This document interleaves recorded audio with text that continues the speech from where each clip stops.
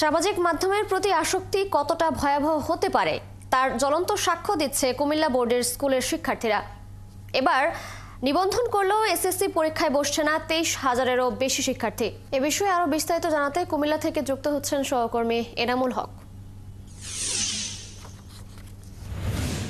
এনামুল, কেন এত সংখ্যক পরীক্ষার্থী পরীক্ষায় বসছেন না, সংশ্লিষ্ট স্কুলের শিক্ষকরা কি বলছেন? আরেকটি বিষয় জানাবেন, এছাড়া আজকের পরীক্ষা শুরুর আগের পরিবেশটা কেমন দেখছেন?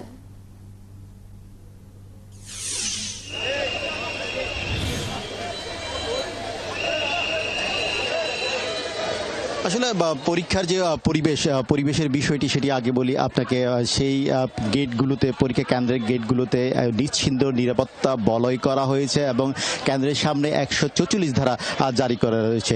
একদিকে পুলিশ প্রশাসন, সেই দিকে শিক্ষকরা, ছাত্রীরা ইতিমধ্যেই পরীক্ষা কেন্দ্রগুলোতে